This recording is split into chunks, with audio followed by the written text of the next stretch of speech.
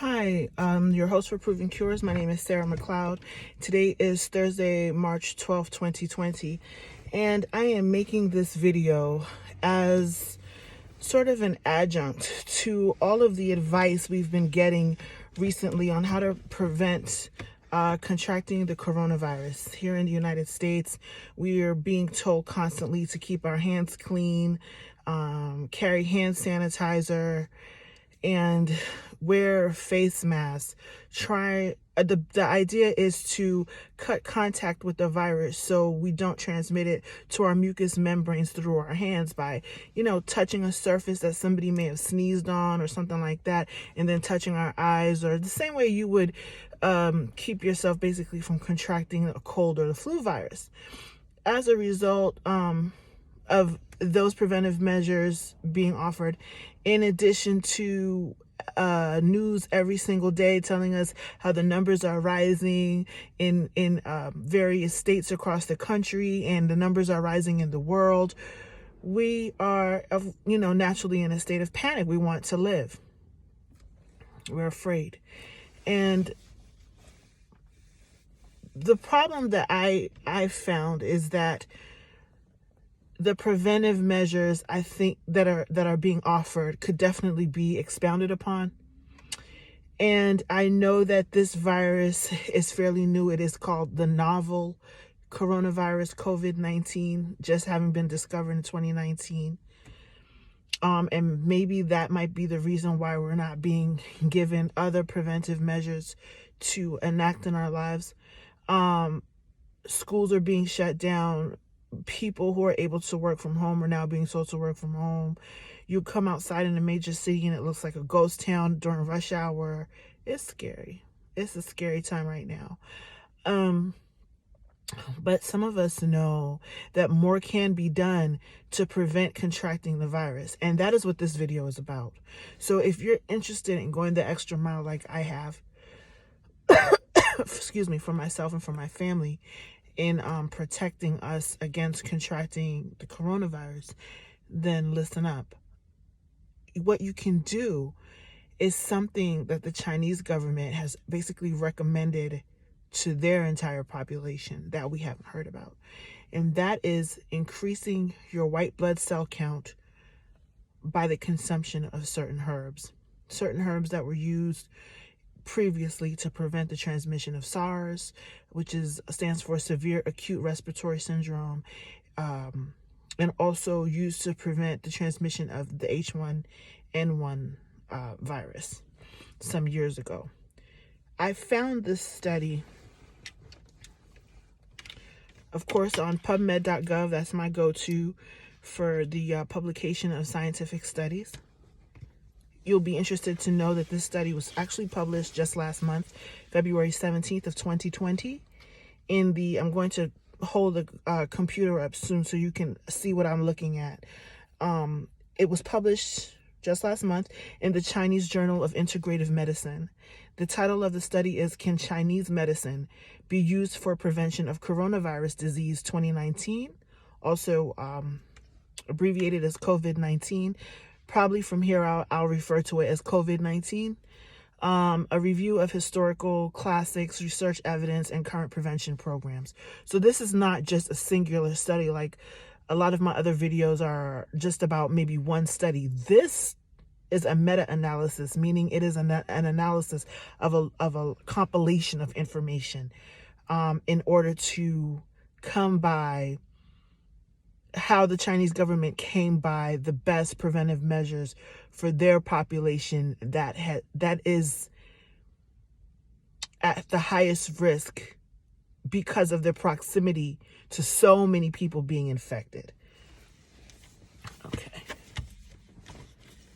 So this, and I'm going to try and focus this for you because this is something, I'm going to put the title of this study in the discussion area so that you guys can look it up for yourself. I know a lot of you will be doing that because this is something that affects all of us.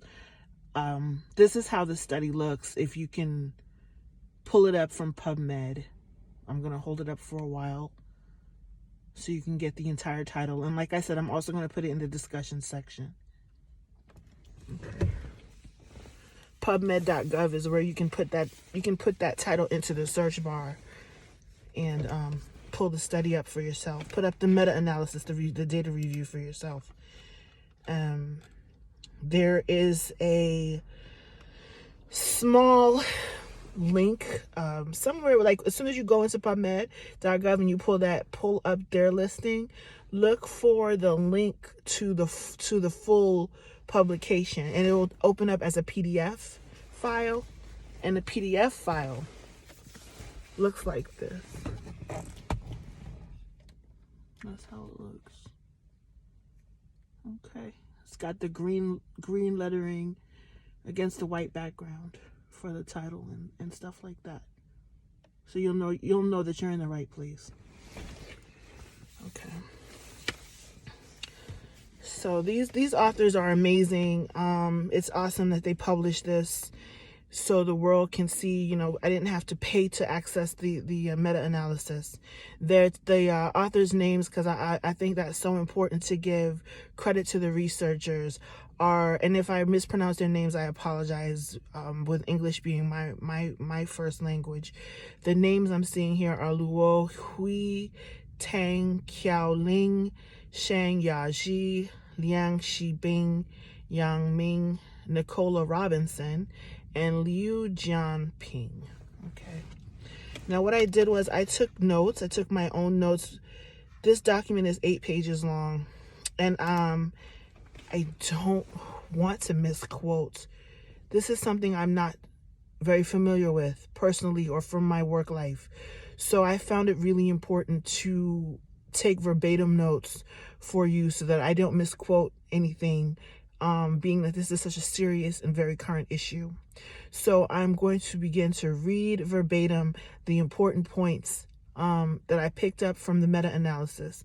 And if I see anything that I feel the need to expound upon for your viewership, I will do so.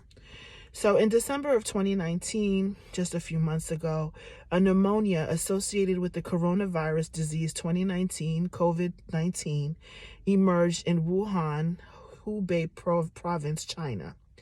It is highly contagious and has quickly spread to many other parts of China and some other countries within 1 month since the first report emerged.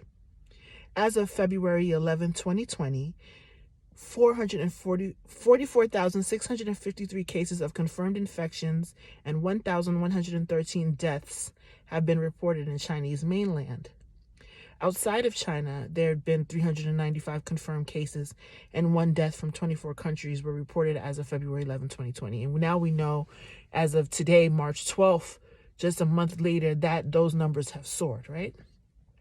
The outbreak of COVID-19 raised intense attention not only within China, but internationally. On January 20th, 2020, the Chinese government added it to the notifiable communicable disease list and gave the highest priority to its prevention and treatment. On January 30th of 2020, the World Health Organization declared a public health emergency of international concern for China's COVID-19. And today I actually heard on the news it has been claimed to be a pandemic. So something that is out of control and it's affecting the entire world. The theory of prevention and treatment of pestilence, pestilence being referred to as a fatal epidemic disease in Chinese medicine, originated from a writer and researcher named Huang Di, who wrote I guess a book or a compilation called Huang Di's Internal Classic. This book was written 2,000 years ago. That book suggested 2 aspects which should be employed to prevent the spread of epidemics. Listen up. One was to maintain and improve the healthy qi in the body by taking preventive medicine. In this case, I don't know a lot about Chinese medicine. I am not studied it at all in Chinese medicine. I understand the qi to be your source of energy. In order to have a strong qi, you have to have a strong immune system. And that is what the core of this video is going to be about. Strengthening your immune system, increasing your white blood cell count, so that your body will be in a hypervigilant state of defense against all external pathogens, including the coronavirus. The first recommended formula of Chinese medicine to prevent pestilence includes a healthy diet, exercise, and so on, so as to resist the invasion of external pathogens. And the other was to avoid the source of infection, which is what we're being told to do with the various quarantines and not going into places that are heavily populated. These two principles of epidemic disease prevention have been followed by Chinese practitioners until now. Based on the comprehensive analyses of the prevention programs issued by 23 provinces since the COVID-19 outbreak, we found that the main Chinese medicine principles in preventing COVID-19 were to tonify that qi, that energy source, to protect and provide defense from external pathogens, as I just said, disperse wind and discharge heat, and resolve dampness with aroma. Disperse wind and discharge heat, those are Chinese principles of medicine that I don't fully understand in order to explain them here. I know they have something to do with the kidneys and the liver. Outside of that, I don't know enough to explain, but that's what it says, and I'm going to relay the truth here. Also says to resolve dampness with aroma. I'm assuming that refers to sweating with foul odor, and fever. It was also similar to the characteristics of the Chinese health medicine formula for preventing pestilence in ancient times, as well as SARS in 2003.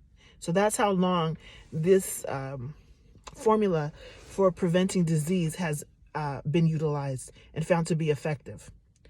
Now, there were 6 common herbs that make up an ingredient that has been recommended by the Chinese government to all of the people who have not contracted the virus in order to protect themselves and keep a hypervigilant immune system in order to protect themselves from contracting the virus. Of the 6 herbs, the first 2 have English names that I can pronounce and that are easily purchased over the counter. But the last 4 ingredients are Chinese names that are in the study that I'm sharing, that I showed you a little while ago on my computer. And I'm going to try to pronounce them here. I don't promise a good pronunciation. I feel bad mispronouncing these names, and they're so relevant to this video. I'm gonna try because they're important. However, what I will say in advance is that the 6 herbs have been put into one formula referred to as Yu Ping Feng powder, which I was able to find online. You can actually purchase it on Amazon. And it is spelled Yu Ping, P-I-N-G, Feng, F-E-N-G, Yu Ping Feng powder. I'm going to read off the herbs that are in Yu Ping Feng powder. However, keep this in mind. Keep this in mind before you run off and you go buy Yu Ping Feng powder. This is a very strong formulation, and it is formulated for what aspect of the population? I don't know. I don't know if this is for people who don't have autoimmune disease. Maybe it can negatively affect them. I don't know what the side effects are. So am I telling you to run out and buy Yu Ping Feng powder? No. I'm telling you that this is what is being prescribed right now to a population of people who are at the highest risk of contracting the disease simply because of their neighbors, simply because of who they're around. We here in the United States, most of us, we're not in this dire strait. I'm not around anybody that has it. You see? So am I going to run out and buy Yu Ping Feng powder? No. One of these ingredients towards the end of this video, however, I am going to recommend because I have incorporated it into my lifestyle. And it is something that I am personally familiar with as well. And I know that it does, like I said, increase your white blood cell count without negative side effects. The only thing that worries me with it is that I don't feel comfortable recommending it for people who have autoimmune disorder because it strengthens your immune system that much. So that's something to take in mind. And if you do have an autoimmune disorder and you're still interested in taking it, then you need to do your own additional research to find out whether or not it can harm you. So the 6 ingredients in the Yu Ping Feng powder are astragalus. Astragalus is that key ingredient that I'm going to get into in more detail towards the end of the video, because that is what I am taking 500 milligrams twice per day, making sure I get that 1,000 milligrams in my system, get that white blood cell count. You do that for either 3 weeks straight at a time or 8 weeks straight at a time, depending on how healthy you were, prior to taking it. Then you come off of it for a week and then you cycle back on again. That's how it's supposed to be taken. So that's the first ingredient. The second ingredient is licorice root. And like I said, the last 4 ingredients are Chinese ingredients. One being Feng, the fourth being Beiju, the fifth being Jin Yin Hua, and the 6th being Lian Kiao. So I don't know. I couldn't find English words for those. So they're probably not translated to English at all. I don't know. In a separate study, a control study of Chinese medicine formula for preventing SARS, the severe acute respiratory syndrome, which coincidentally, coronavirus does cause acute respiratory problems. It is characterized by coughing, chest tightness, shortness of breath. So they are similar. SARS and COVID-19 are similar in how they present physically when you first contract them. So Yu Ping Feng powder was found to be a strong preventative for SARS. It was confirmed to be an antiviral, anti-inflammatory, and have immunoregulatory effects. Specific components of the Yu Ping Feng, specifically the Jin Yin Hua and Lian Kiao, are the core components of the powder used to prevent and treat respiratory infectious disease in ancient Chinese medicine. An experimental study found that the effect of the powder in preventing and treating upper respiratory tract infection could be explained by its antibacterial and antiviral properties and improvement of the function of upper respiratory mucosal immune system. So that's all I have from that study. So this is actually being used right now by people in China, like I said, who are at the highest risk because of their exposure, the close proximity and exposure to the virus. Unlike most of us here who are kind of sectioned off, we don't have to worry so much as they do. But I do recommend. Now, this is something you can also look up for yourself. I'm just not talking crazy.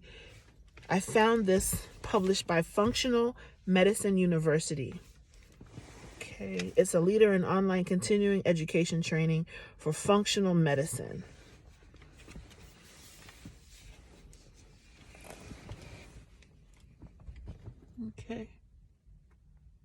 All right.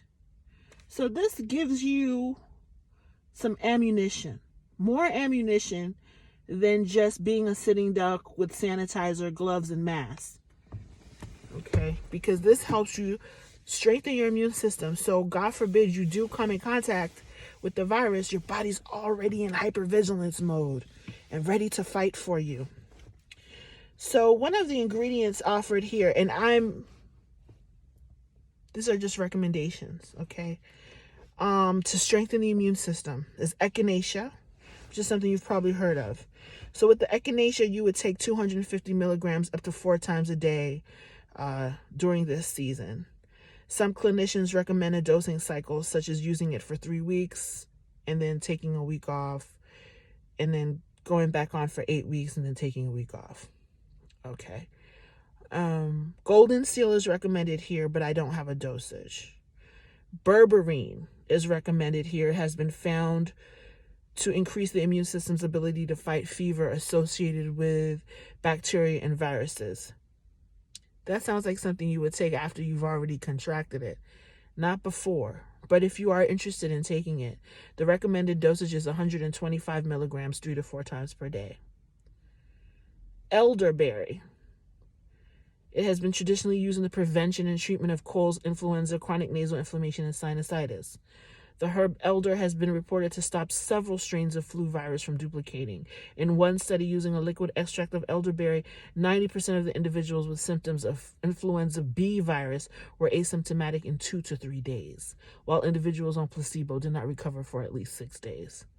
And the recommended dosage for elderberry is 500 milligrams 3 times per day. And now we come to that first ingredient in the Yu Ping Feng powder. The first ingredient that I am so in love with, because I've seen it work for me, being around both cold and flu virus several times in my work career. And when the weather changes, come October, I start my astragalus. I don't stay on it permanently. I'll take it for like 2 months and I'll stop. But I was definitely in close quarters with someone who was always sick. Close quarters as in she sat right next to me, sneezing on everything, getting everybody sick, and I never caught anything. And the only thing I was taking at the time was the astragalus, 1,000 milligrams per day, and it's best to cut it up. I do 500 milligrams in the morning, 500 milligrams in the evening. The recommendation here is 250 milligrams 4 times per day, but I am not that disciplined, so that's why I take it the way I do. But this site also says the Chinese have valued astragalus for centuries for its immune-enhancing properties. I know for a fact that it does boost your white blood cell count. And once that happens, your body's much, much stronger, much, much more defensive against external pathogens, those being viruses and various bacteria. Studies have reported that astragalus promotes healthy growth of cells in damaged lungs after a viral infection. This potential benefit could help with the lingering phase of bronchial weakness as seen in some individuals with colds and influenza. Astragalus not only has been found to improve resistance to colds, but may also decrease how long you stay sick. So I hope you find this helpful. I really do. And please don't just like this. Don't just leave a comment. This is so pertinent to what's going on in our time. Share it up. Share it with your doctors. Share it, because you know what? I'm not just giving you my personal recommendations. I'm sharing with you what's actually being shared with an entire nation, where all this mess came from in the first place. This is how they're helping their citizens right now, and we don't know about it. This information I share with you was just published just exactly last month. Today's March 12th. It was published February 11th. So share. Please share. Please share just out of love for other human beings. Don't forget your old people. Don't forget your people with the vulnerable immune systems. They need the help the most. Those of us who are healthy and strong, our bodies are naturally able to fight this thing. But those who are already sick, those who are older, those who, they really need the help. Even if they're not able to run to the store, you can get a bottle of astragalus on Amazon for $10. Get it. Go to the GNC, Vitamin Shop, Vitamin World. All those places have it. It's like $10. Get it. Get it for your friends. Get it for the people you care about. Get it for your grandma, your mom. Take care of the people around you. That is how we stay well. That is the same way we get sick too, by the people around us being sick, right? So share this up and proactively help each other out. We can do much more than just wear gloves and masks and be afraid, because guess what? One slip up can get through a mask or get through a glove, or you put that glove down in the wrong place, or you put that mask in the wrong place, or you come in contact, any slip up, and it's so easy to get this virus into your system. So strengthen the system from the inside out. So just in case you do get in contact with it, your system's like this. It's ready to go. It's ready to fight. That's what this video is for. Okay, so be blessed and let's stay alive. Thanks for watching.